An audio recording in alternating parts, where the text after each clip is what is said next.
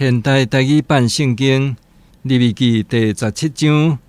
太精心献祭的条例。上主吩咐摩西讲：你着对阿伦甲伊的囝以及以色列众人宣布上主命令的条例。所有以色列家的人，无论伫营内营外，杀牛犅、绵羊，也是山羊，若无先牵来会幕门口，伫上主会幕的头前，献予上主做礼物。太精神的罪要归伫迄个人，因为伊有流因的血，迄个人就对人民中间激出。因为以色列人捌伫野外太精神献祭。打着将精神带来会幕门口，交予祭司，献予上主做平安祭。祭司就将血丢伫会幕门口上主的祭坛，将油烧做香香的祭献予上主。以色列人毋通搁献祭予因惊邪淫敬拜的山羊鬼魔，这要做恁世世代代永远的规例。你着甲因吩咐。所有以色列家的人，也是寄居伫因中间的外族人，献烧化祭，也是祭物，若无带来会幕门口献予上主，迄个人就对人民的中间激出，禁止食火。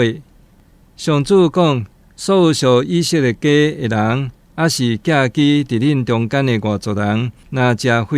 我要对迄个人变面，甲伊对人民中间激出。动物有血才有性命，我将血予恁，是要用这个血伫祭坛顶为恁的性命赎罪，因为血是性命，会当赎罪。所以我对以色列人讲，恁拢袂用得食血，寄居伫恁中间的外族人嘛袂用得食血。所有的以色列人，也是寄居伫恁中间的外族人，若拍落得到会正直的飞鸟甲走兽，就甲伊放火，用土甲火砍起来。所有的动物，火是伊的性命，所以我对以色列人讲，无论什么动物的火，拢袂用得食，因为动物